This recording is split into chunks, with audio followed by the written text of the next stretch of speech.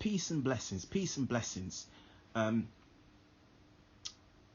Welcome to my channel again, and today we're going to deal with covenant. So we're going to deal with Israel was given the law. Okay, so in the first video I dealt with church and some of the things, fundamental things that is wrong with church. Now today I'm going to deal with one of the crucial things about church, and it's called Israel was given the law. The law was only given to Israel, and the Lord is dealing with Israel all the way from Genesis all the way to Revelations, including the Apocrypha. Okay, because the Apocrypha is the Bible. Yeah, it was only taken out. The Bible was published in 1611, and the Apocrypha was taken out, I think it was in the late 1700s. So it's very much part of the Bible. It's about 14 books. So it's not a false Bible. It is an authentic Bible, right? But obviously, you know, you have to be careful with some of these versions because they take things out and put things in, you know, just the usual stuff, and to change the meaning of what it actually originally said, right?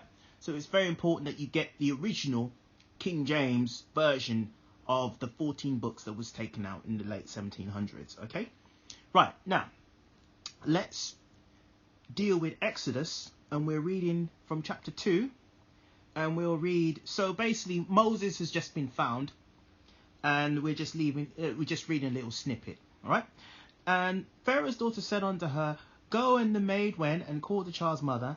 And Pharaoh's daughter said unto her, Take this child away and nurse it for me, and I will give thee thy wages. And the woman took the child and nursed it.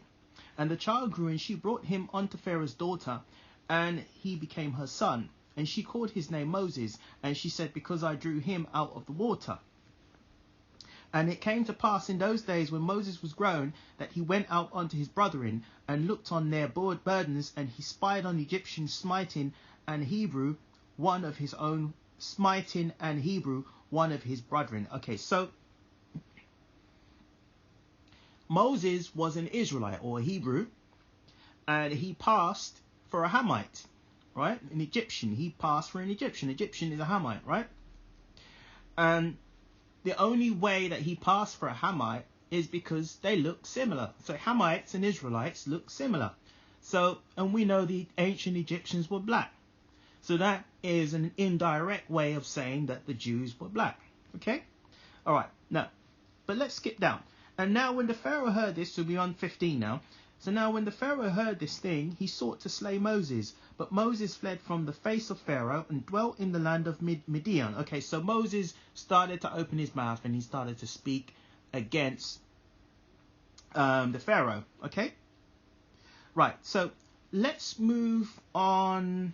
All right, let's skip all the way down to 23. So we're reading Exodus 2:23. And it came to pass in the process of time that the king of Egypt died, and the children of Israel sighed by reason of bondage, and they cried, and their cry came up unto God by reason of the bondage. And God heard their groaning, and God remembered his covenant with Abraham and Isaac and Jacob. And God looked upon the children of Israel, and God had respect unto them. Right? So the Lord remembered the covenant of Abraham, Isaac, and Jacob. What was the covenant? The covenant was to give, was to raise up their nation to rule, you know, in rulership. Also, it was a covenant to give Israel its own land. Okay? So let's read all the way down to, so there's, okay, we'll read this bit. So we'll go down to 3. So we're on Exodus 3 and we're reading from 4. And when the Lord saw that he turned aside to see, God called unto him out of the midst of the bush. So basically God, the Most High, was speaking to Moses, right? And Moses said, Moses, and said Moses, Moses, and he said, Here I am. And he said, Draw not nigh hither, put off thy shoes from off thy feet, for the place whereon thy standeth is holy ground. Moreover, he said, I am the God of thy father, and God of Abraham, God of Isaac, God of Jacob. And Moses hid his face, for he was afraid to look upon God. And the Lord said, I have surely seen the affliction of my people which are in Egypt, and have heard their cry by reason of their taskmasters, for I know their sorrow. So the Lord heard our people, the Lord heard us, right? And I am come down to deliver them out of the land of the Egyptians, and to bring them up out of that land unto a good land, and a large, and unto a land flowing with milk and honey, unto the place of the Canaanites, and the Hittites, and the Amorites, and the Perizzites, and the Habassites, and the Jebusites. And therefore, behold, the cry of the children of Israel is come unto me, and I have also seen the oppression wherein the Egyptians oppressed them. So the Lord heard our cry to him, and now he was using he was now speaking to Moses. He put the Spirit on Moses, and now he was speaking to Moses to get us out of Egypt. Okay, so now we're going to let's go to Exodus 19. Right, so we're going to skip quite a few bits in between. So we're going to go to Exodus 19, reading from 16 to 25. Okay, so, and it came to pass on the third day in the morning that there were thunders and lightnings. Okay, I tell you what, let's read from, to get a flavour of it, let's read from 1. So it's Exodus 19, we're reading from 1. In the third month, when the children of Israel were gone forth out of the land of Egypt, the same day came they unto the wilderness of Sinai, right? For they were departed from Rehidim, and were come to the desert of Sinai, and had pitched in the wilderness, and there Israel camped before the mount. And Moses went up unto God. That's when Moses was taking our people out of Egypt. And Moses went up to God, and the Lord called unto him out of the mountain, saying, This shalt thou say to the house of Jacob, and tell the children of Israel, Ye have seen what I did unto the Egyptians, and how I bear out you on eagle's wings, and brought you unto myself. Now therefore, if you would obey my voice indeed, and keep my covenant, then ye shall be a peculiar treasure unto me above all people, for all the earth is mine. And ye shall be unto me a kingdom of priests, and an holy nation. Okay, so this is what the Lord is saying. This is a very important verse, 19:6. And you shall be unto me a kingdom of priests, and a holy nation. These are the words which thou shalt speak unto the children of Israel. So we are to be a kingdom of priests and a holy nation. So we are to represent holiness to the other nations. And Moses came and called for the elders of the people, and laid before their faces all these words which the Lord commanded him. And all the people answered together and said, All that the Lord hath spoken we will do. And Moses returned the words of the people unto the Lord. And the Lord said unto Moses, Lo, I come unto thee in a dark cloud, that people may hear when I speak with thee, and believe thee forever. And Moses told the words of the people unto the Lord. So the Lord always comes in a dark cloud, right? A thick cloud, I should say. And the Lord said unto Moses, Go unto the people, and sanctify them today and tomorrow, and to let them wash their clothes, and be ready against the third day, for the third day of the Lord will come down in the sight of all people upon Mount Sinai. Right? So basically there's a whole bit in between where the Lord was speaking to Moses and giving him the law. So now this is the promises that the Lord is now giving to the people, and he's using Moses as the priest to relay that back to the people. So he's like an intercessor. Okay, let's skip down to 16. And it came to pass on the third day in the morning, there were thunders and lightnings, and a thick cloud upon the mount, and the voice of a trumpet exceedingly loud, so that all the people that was in the camp trembled. So again, there was a thick cloud, and there was thunder and lightning. So when you see a thick cloud and thunder and lightning, you know it's the Lord God. He's doing that. And Moses brought forth the people out of the camp to meet with God, and they stood at the nether part of the mount. And Mount Sinai was altogether on a smoke, because the Lord descended upon it in fire, and the smoke thereof ascended as the smoke of the furnace, and the whole mount quaked greatly. And when the voice of the trumpet sounded long, and waxed louder and louder, Moses spake, and God answered him by a voice. And the Lord came down upon Mount Sinai on top of the mount, and the Lord called Moses up to the top of the mount, and Moses went up. Right? And Moses said unto and the Lord said unto Moses, Go down, charge the people, lest thee break through unto Lord to gaze, and many of them perish. And let the priests also which come near to the Lord sanctify themselves, lest the Lord break forth upon them. And Moses said unto the Lord, the people cannot come up to Mount Sinai, for thou chargest us, saying, set bounds upon the mount and sanctify it. And the Lord said unto him, away, get thee down, and thee shall come up, thee and Aaron and thee, and let not the priests and the people break through to come up unto the Lord, lest he break forth upon them. So Moses went down unto the people and spake unto them. Okay, so that's just a little snapshot of what was going on between Moses, the Most High, and the people. And basically the Lord was giving his law to Moses, and then Moses had to relay the communication back to the people. So let's read, and it was all done on Mount Sinai. Okay, so let's go to now let's deal now, because we know that the covenant was related to giving us the land of milk and honey, and also giving us a covenant, right?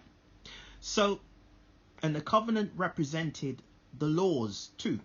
Yeah, so it's the laws, and giving us our land and giving us laws to follow. Okay, so let's go to Abraham. Let's read Genesis 17:5. So we're just going to read a little bit about Abraham.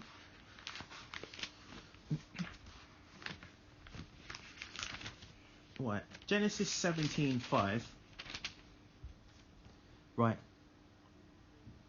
Okay, so let's read from 1 to get a bit of flavour. And when Abraham was 90 years old and 9, the Lord appeared to Abraham and said unto him, I am the Almighty God, walk before me and be thou perfect, and I will make my covenant between me and thee, and will multiply thee exceedingly. And Abraham fell on his face, and God talked with him, saying, as for me, behold, my covenant is with thee, and thou shalt be a father of many nations. So Abraham was going to be a father of many nations, right? Neither shall thy name anymore be called Abraham, but thy name shall be called Abraham. So that was a shift, right? And for a father of many nations I have made thee, right?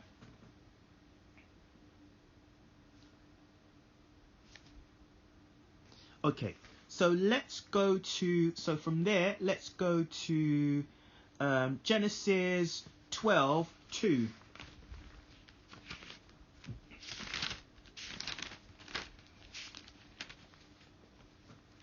Now the Lord, so let's read from 1.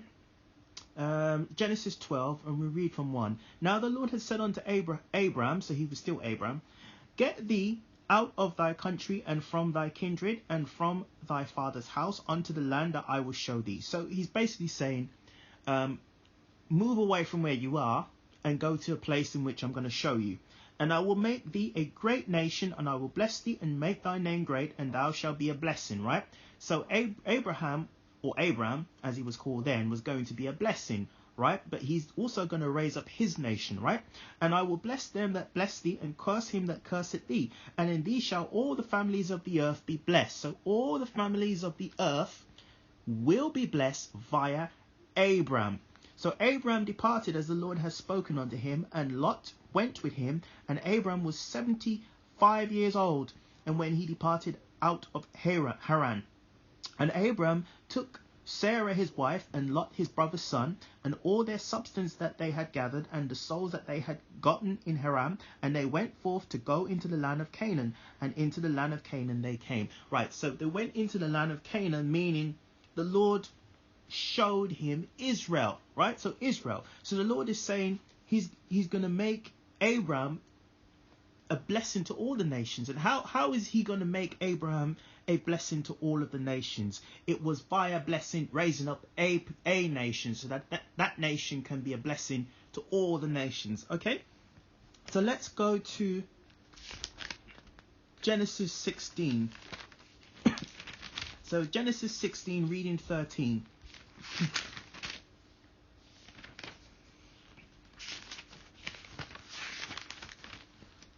Okay, so we're reading, let's read, so Genesis 16,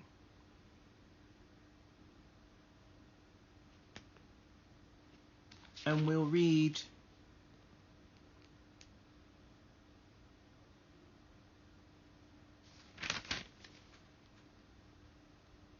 Okay, so we're reading Genesis 15, and we'll read...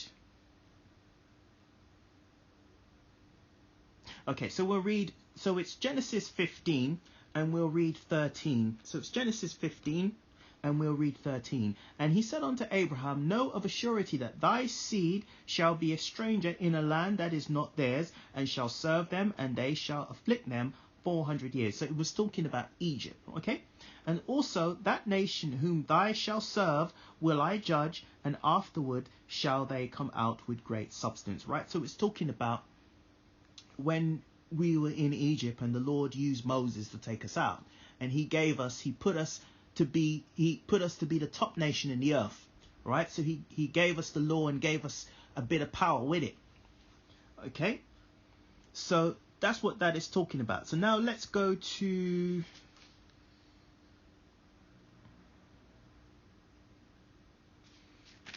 so 16. So let's now go to...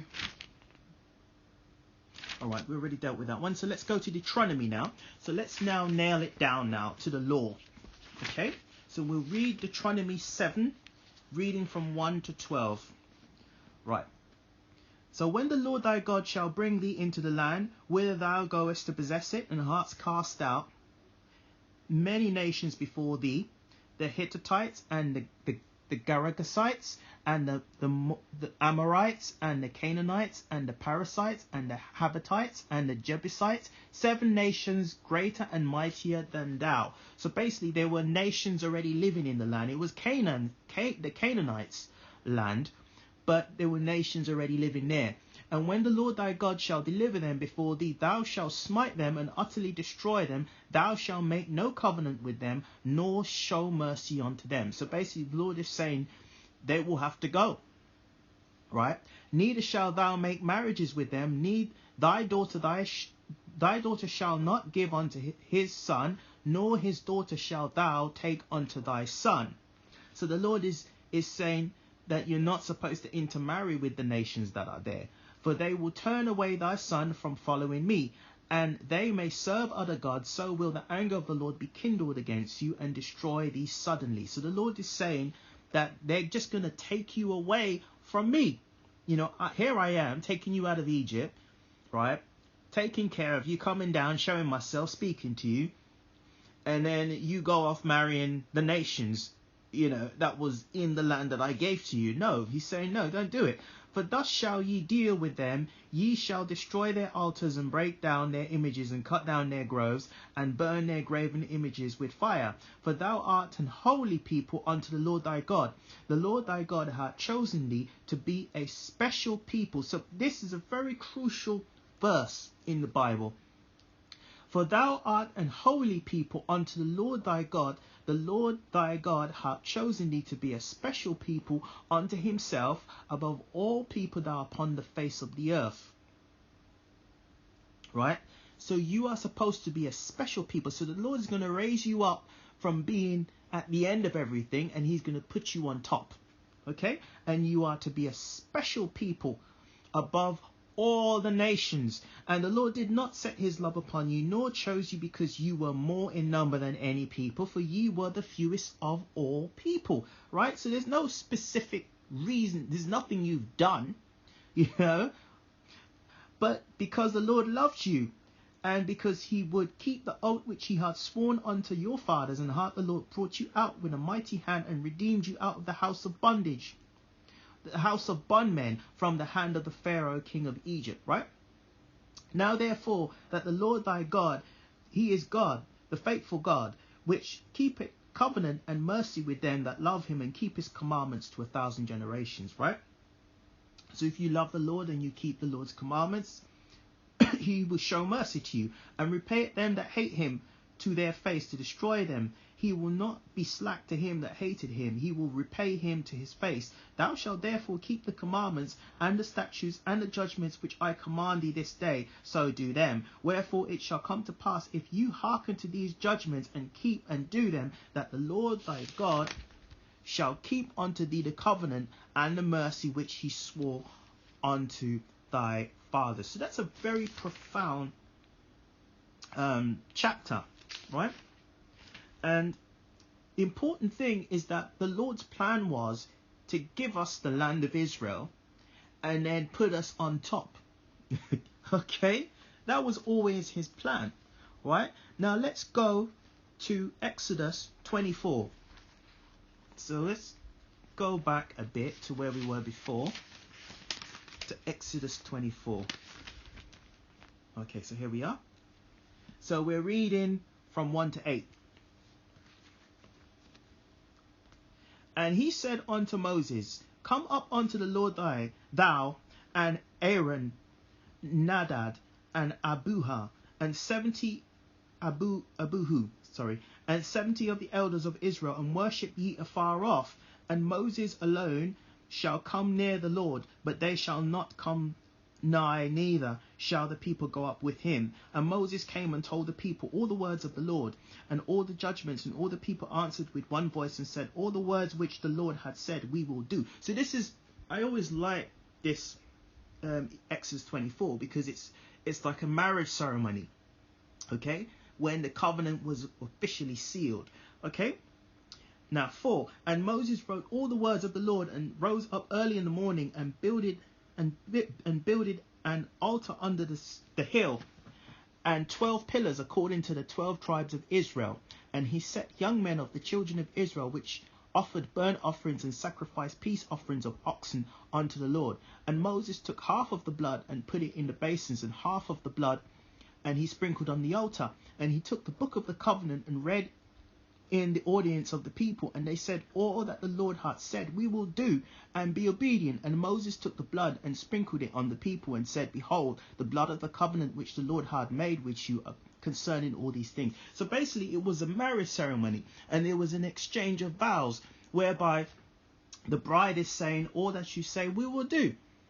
And Moses was the priest, right, sealing the covenant between the Most High and his people. Okay, so the law was given to Israel. Okay, so that's clear for everyone to see that the Lord was given to Israel. So let's see where else we're going to go. Okay, so let's go to Exodus 20, and we'll read. So, yeah, we'll just read this one verse, okay? And the Lord spake all these words, saying, I am the Lord thy God, which have brought thee out of the land of Egypt, out of the house of bondage. So the Lord is reiterating, and he does so many times in the Bible. He's saying that I brought you out of Egypt, which is the land of bondage, right? I have brought you out of Egypt. Nobody else did. It was me, okay? Now, let's go to dealing with the blessings of Jacob, right?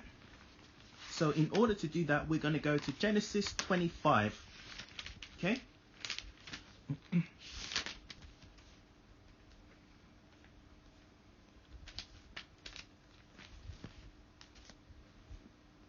So we read in 25, and we'll read from 19 to 27, okay? And these are the generations of Isaac, Abraham's son. Abraham begot Isaac, right? So if you can remember, the seed of the forefathers was Abraham, Isaac, and Jacob. So the seed will come through those three main forefathers. And Jacob married, I think it's about 3 women. I think it was about 3 or 4 women, and gave birth to the 12 tribes of Israel. Okay? So here we are. So Isaac was 40 years old when he took Rebekah his wife, and the daughter of Bethuel, the Syrian of Paddan Aram, the sister to Laban the Syrian.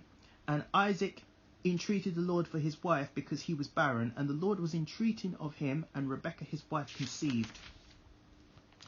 And the children struggled together within her, and she said, If it be so, why am I thus? And she went to inquire of the Lord. So Rebekah was pregnant via Isaac, and she had struggles in her belly.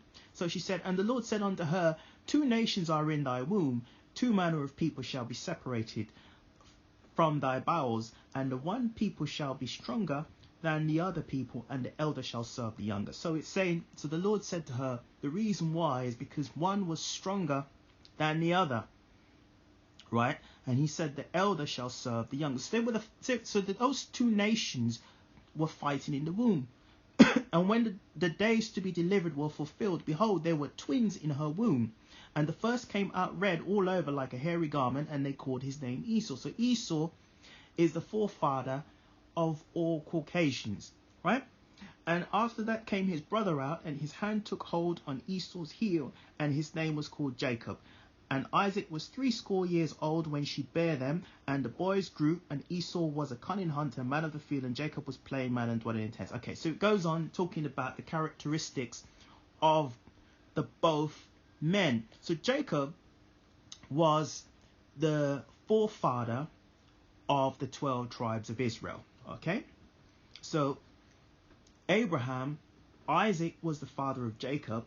So Jacob gave rose to the 12 tribes of Israel, and Esau was his brother. Now the Bible says that one will be stronger than the other. Now the one that will be stronger would be Esau. Esau would be stronger. Now a lot of Israelite camps, they say it's Jacob that was the stronger nation.